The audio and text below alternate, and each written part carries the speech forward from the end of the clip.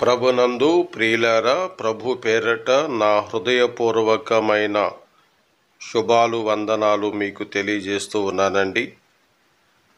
దేవుడు మిమ్మలను మీ కుటుంబములను తన ఉన్నతమైన మహాకృపలో నిండుగా దీవించునుగాక.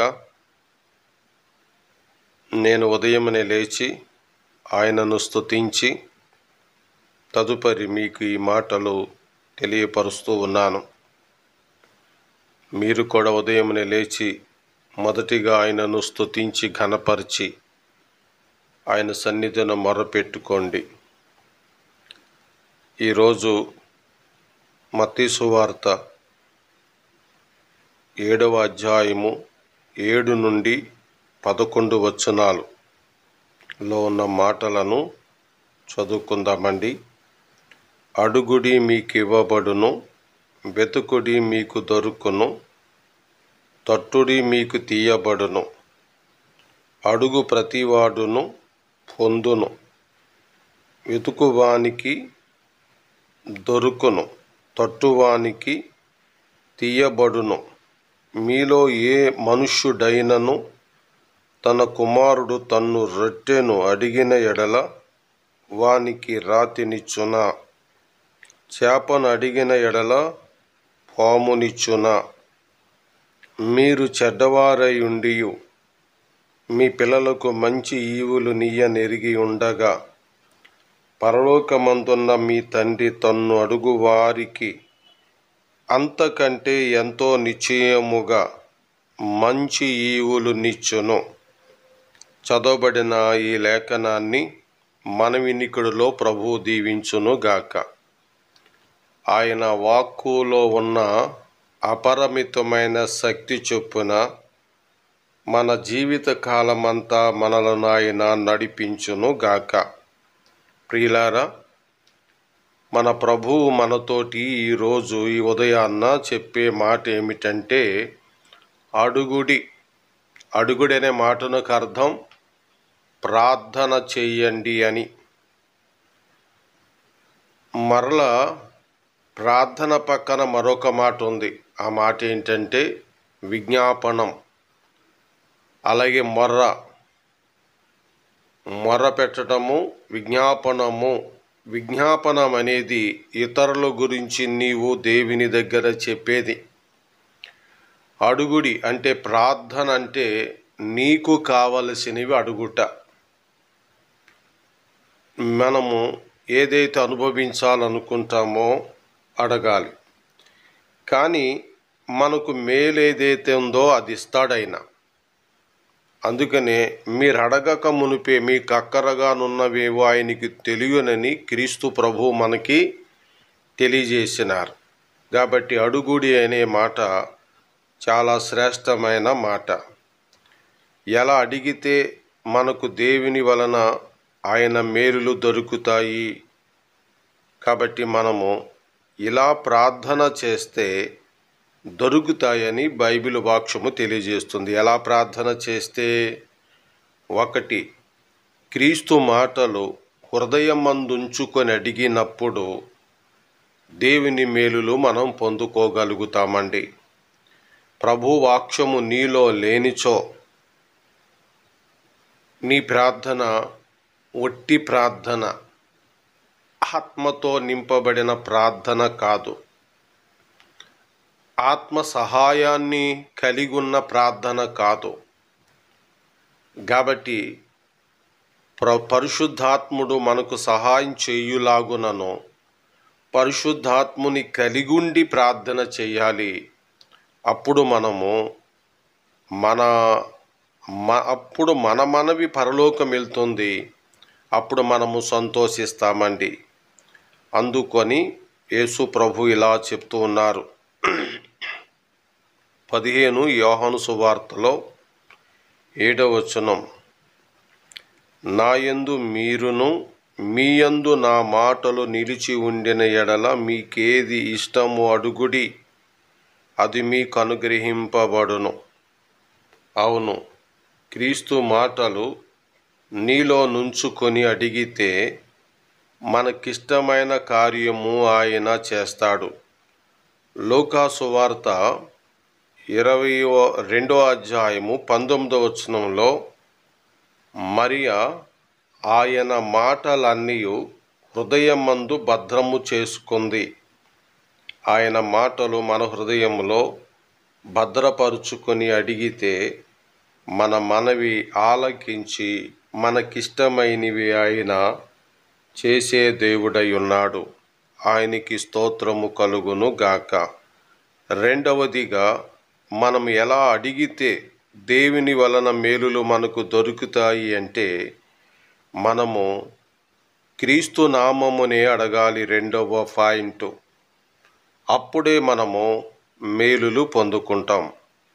ఇందులకు యోహాను శుభవార్తలో 16వ అధ్యాయం 24వ వచనంలో మీ సంతోషం పరిపూర్ణమగునట్లు ఇది వరకు మీరేమీ నా పేరట అడగలేదు, మీ సంతోషం పరిపూర్ణమగునట్లు అడుగుడి మీకు దొరుకును.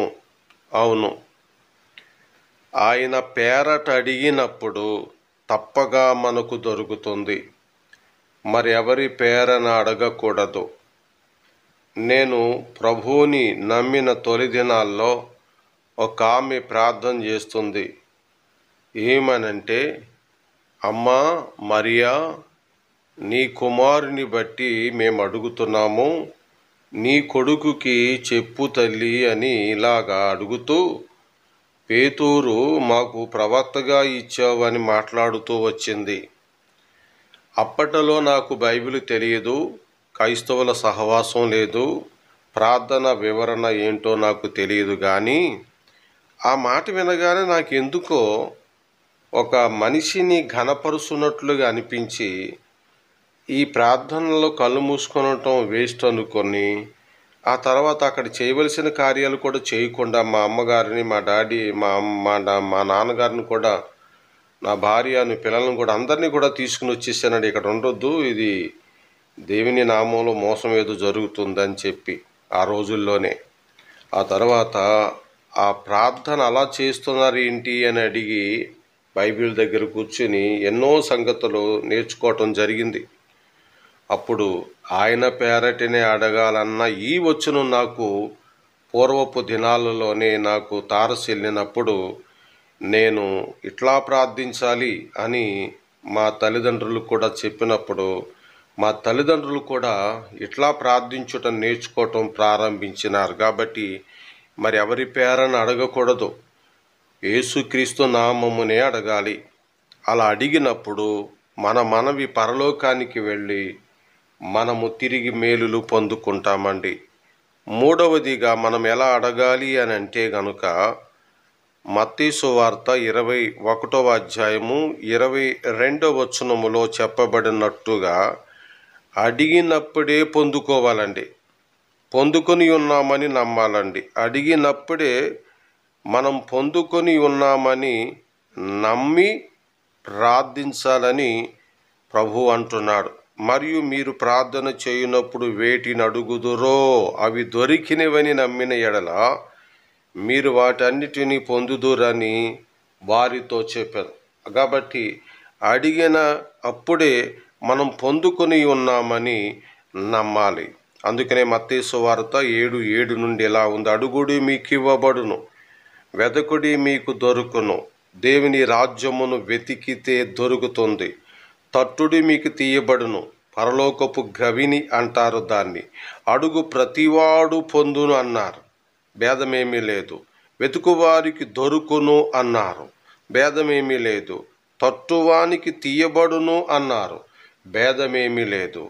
9వ వచనం, మీలో ఏ మనుషుడైనను తన కుమారుడు తన్ను రొట్టెను అడిగిన ఎడల వానికి రాతినిచ్చునా, చేపను అడిగిన ఎడల పామునిచ్చునా? అంటే ఎవరు కదా మీరు అంటున్నాడు ఆయన, ఎవరు కదా మీరు అంటున్నాడు.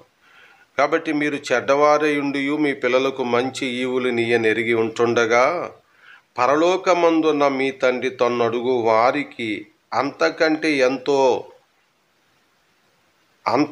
ఎంతో నిశ్చయముగా మంచి ఈవులు నిచ్చును కదా అంటున్నారు. అవును, మనము అన్నీ ఆయన దగ్గర అడిగి పొందుకోవచ్చు.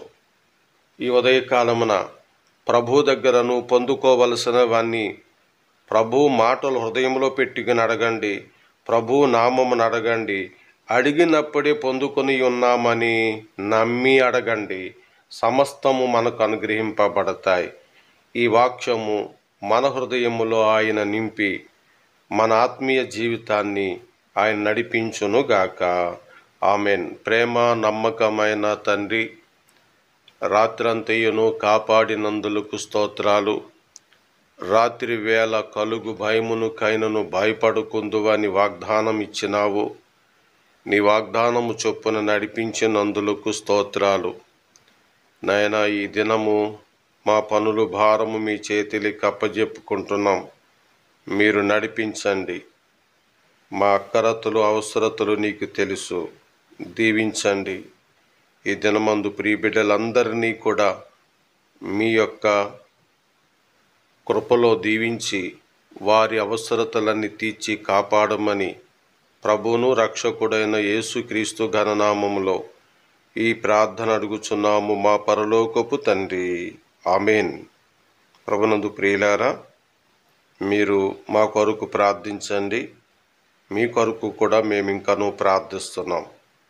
మరి ఉందామండి. ప్రభు చిత్తమైతే రాత్రి మరలా వాక్యం పంపిస్తాను. వినండి, ప్రభువులో ఎదగండి. ప్రభువు మనకు ఇప్పుడు మరెల్లప్పుడూ సదాకాలము తోడై ఉండి నడిపించునుగాక. ఆమెన్. అందరికీ వందనాలండి.